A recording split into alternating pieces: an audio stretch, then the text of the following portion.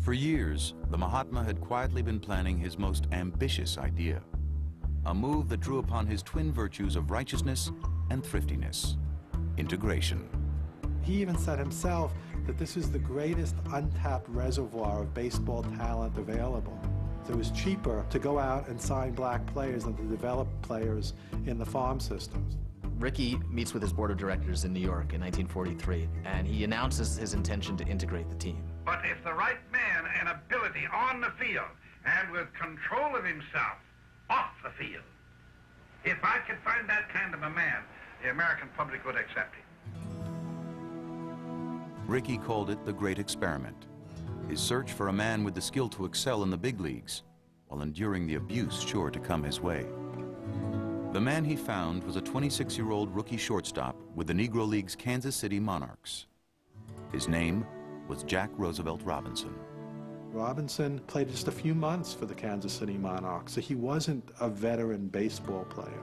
What Robinson had was great athletic skills. Athletic skills the California native had shown off at UCLA, where he starred in 4 sports, most famously football.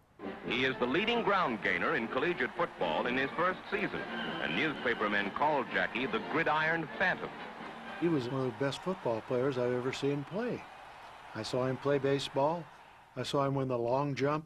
They used to schedule their track meets the same place as their baseball game so he could go win the long jump in the track meet and come back and finish the baseball game.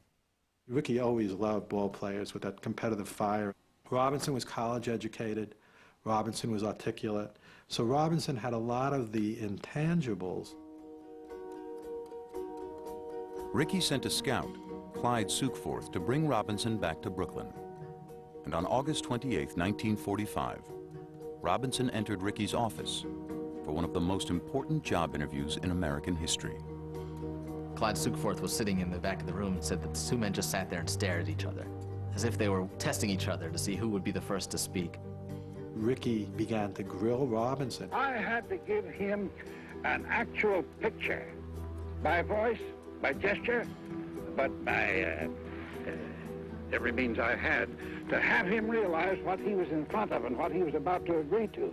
Ricky did some role-playing in which he was very hostile and very insulting to Jack.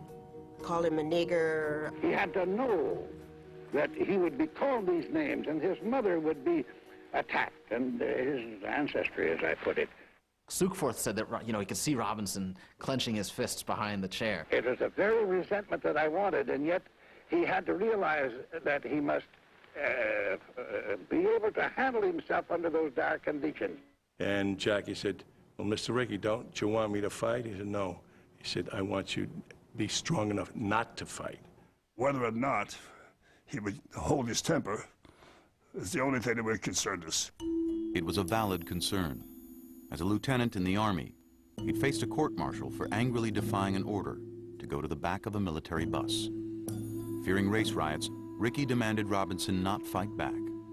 If he did, the Great Experiment would be a great failure. Jack and Mr. Ricky made a pact, and he agreed not to respond to provocation anywhere, on the field or off the field. I thought it was going to be very tough for him. In Ricky's office, under a framed photo of the Mahatma's idol, Abraham Lincoln, Robinson signed a contract with the Montreal Royals, the Dodgers' top farm team. There, he was the International League's best hitter in 1946, leading the Royals to the league championship. All through the season, the Dodgers kept their eye on the Robinsons, who were even passing tests they were unaware they were taking. Mr. Ricky asked me to find out if there was anything in Jackie's background that might embarrass the Dodgers if and when we brought him up to the big club. I went up to Montreal, and I sat in back of the player wives, and I noticed that all the attention was given to Rachel. All the other young wives were asking her questions, and she answered them with great tact. And I went back that night to Brooklyn, and I said, Mr. Ricky, if Jackie Roosevelt Robinson is good enough for Rachel Robinson, he's good enough for the Dodgers. Good enough for the Dodgers, but not white enough for the segregated game. Major League ownership has met and discussed this issue, and they have written a report that says Integration is not good for the game. We may attract some additional black fans, but it won't be enough to offset the white fans. And Branch Rickey reads this, and he knows how his peers feel about it now, and he pushes ahead. It's not going to be stopped. Rickey brought Robinson to spring training in 1947. There, he realized that his problems weren't just with the rest of baseball. They were under his own roof. Carl Furillo told some of his teammates, I ain't gonna play with no niggers. Rickey called him in that same day, and he said, you don't want to play with no niggers? Go back to pounding railroad ties in Pennsylvania for $15 a week. Furillo backed down, but stiff resistance remained from some of the team's Southern stars, like Kirby Higbee, Eddie Stanky, and even Dixie Walker, who threatened to quit if Robinson became a Dodger. Dixie Walker, who was well named, initiated the petition, and it simply said, we ask the owners of the Dodgers not to hire any Negro players to keep this game the way it is. Fellas from the South wanted me to sign it. I said, no way I'm going to sign it. I'm thrilled to death to be here and to be on the same team with the guy. I was never approached. I think they knew by what I had said and how I acted that I wouldn't sign it anyhow. Branch Rickey dealt with that very quickly and very forcefully. Rickey had come too far to stop now. A few weeks before opening day, he quietly promoted Robinson to the Dodgers, prompting a silent protest from Walker. There's a team photo that was taken the first day of the season in which Dixie Walker appears to be looking away from the camera. He's the only one looking off to the side. He was sending a message that he will be a part of this team, but he is not of the team, as long as Jackie Robinson is on the team. Rickey and Robinson had gotten through the initial resistance. Now it was time for the borough of immigrants and underdogs to weigh in on the great experiment. Robinson becomes a Dodger, the first Negro to play Major League Baseball. It was April 15th, 1947, opening day. The first cry directed at Jackie was a 13-year-old white kid yelling, let's go, Jackie, you know, when he came to bat. I never heard anyone get up and curse him. There were no hostile incidences around me. And so I could settle in and watch the game and not worry about him getting hurt or something going wrong.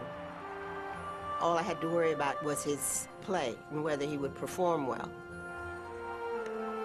It was an exultant feeling, not right away, not while there was still a stiffness on the team about him and a tentativeness about how this is all going to play out.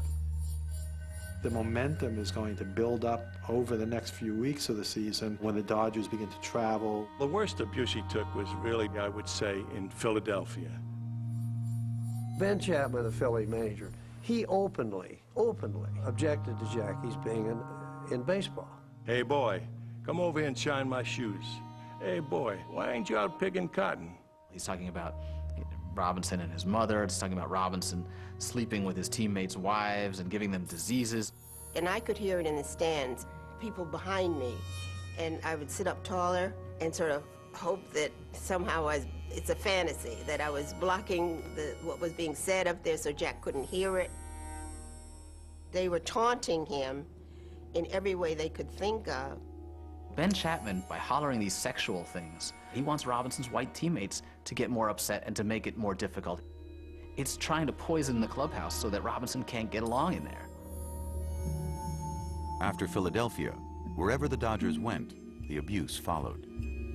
The thing that frightened me the most was when the pitcher would throw at his head. Some of those guys went out of their way trying to hurt him.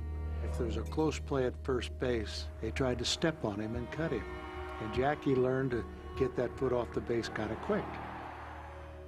Even guys who weren't racist didn't know quite what to make of it, how to deal. Are you supposed to say good morning and shake his hand?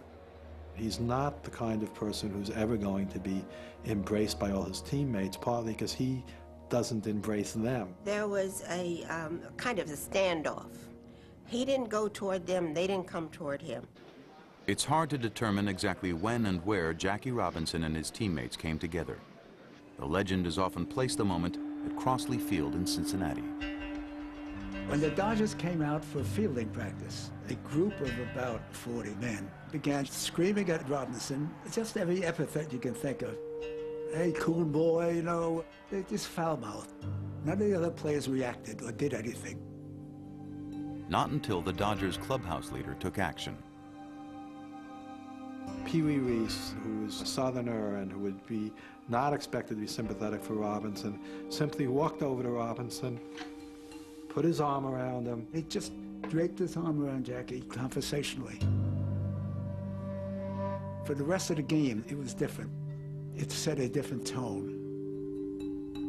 The problem with this story is not that it didn't happen, because we know what happened, but the question is where and when it happened. Whether or not it happened in 1947, things didn't change much. That year, Jackie Robinson was, as columnist Jimmy Cannon wrote, the loneliest man in sports. Pee Wee Reese was a good friend to Robinson later in life. But in 1947, Robinson had to go through this ordeal entirely on his own, with the support of his wife and the support of Branch Rickey, but really not with much help from his teammates. We'd dress and go back to the hotel. Jackie was absent. Once he showered, he went to a private home. A private black home. As Robinson endured 1947, he did have one passionate, unwavering base of support. Black fans all across America. Hooray, hooray, the time has really come. The very fact that he was going to be living with and a part of a group that had been exclusively white set him apart from all other sports figures. If this could happen, blacks felt almost unconsciously other things could happen. He began to realize this was not just for him, but it was for our people, black people. He couldn't fail, because if he failed, they might not try this again for years. Brooklyn got Jackie Robinson. After an early season slump raised doubts about whether Rickey had chosen the right player, Robinson got hot, showing off an exciting, unfamiliar brand of the game, what white baseball had been missing. Most of the players, he made believers out of them by his ability to play the game of baseball. You could see the competitive spirit coming out through his eyes. It rubbed off on all of us. There was a lot of fire in the air with Jackie on the team, but it became less racial and more that this guy's a superstar. Did you see Jackie Robinson hit that ball? Did you see Jackie Robinson hit that ball? It went zooming across the left field wall. Yeah, boy. Yes, yes, Jackie hit that ball. Coming down third base, you know, pigeon-toed, you know, driving the pitcher crazy. He get into a rundown, and they go back and forth 7 times tossing the ball, and they still couldn't get him. My heroes before that were all white heroes from comic books, and then there comes Jackie Robinson. So he replaced Captain Marvel and Superman. In those days, you didn't know anybody who was of color, who was a hero to everybody else, regardless of color. But isn't it a fact when Jack came to bat, the other team was through? But it's a natural fact when Jackie comes to bat, the other team is through.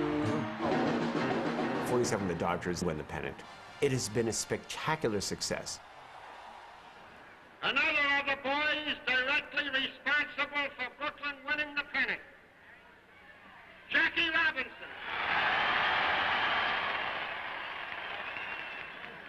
I want to thank each and every one of you, and I'm sure that when we get out in the field of Yankee Stadium and we come back here to Brooklyn, we're going to give all we have to bring the championship right here into Brooklyn. Thanks again. The 1947 Rookie of the Year had led Brooklyn back to the World Series, only to face Joe DiMaggio and the Yankees once again. The Subway Series would go 7 games, and despite the heroics of unheralded Dodgers like Cookie Lavagetto, whose 2-out 9th-inning double broke up a no-hitter in 1 Game 4, and Al Gianfrido, who helped force a 7th game by robbing DiMaggio of a home run. When it was over, the Yankees were the ones celebrating again. Despite the loss, the historic 1947 season brought pride, even a swagger, to Brooklyn. to break a barrier to bring a black man on. Remember, that happened in Brooklyn. So that's why Brooklyn was special. Didn't happen in Yankee Stadium. The great experiment belonged forever to Brooklyn. And even Mr. Petition himself, Dixie Walker, was convinced. He went over to Jack and shook his hand and gave Jackie credit for helping us win the pennant in '47. Rickey shipped Walker off to Pittsburgh anyway, taking his usual 15% cut and sending a message that the team and the times were changing. In the summer of 1947, Truman addresses the NAACP's national meeting in Washington. There is no justifiable reason for discrimination because of ancestry, or religion, or race, or color. He appoints a commission to begin investigating civil rights, and they produce a document that cites Jackie Robinson and Major League Baseball as an example of where this country can go. What the Dodgers did that was so subversive was make it clear to the culture at large that segregation really was a system of oppression, because the minute you got rid of it, talent flowed. Mostly because of Robinson, but also because the Dodgers come to symbolize integration. They develop a following throughout the nation. They created Brooklyn fans in Missouri, North Dakota, all points north, south, east, and west. The Brooklyn Dodgers was true America. That's the intrinsic meaning of the Brooklyn Dodgers that Jackie Robinson used. They introduced democracy. When you changed baseball, you changed America.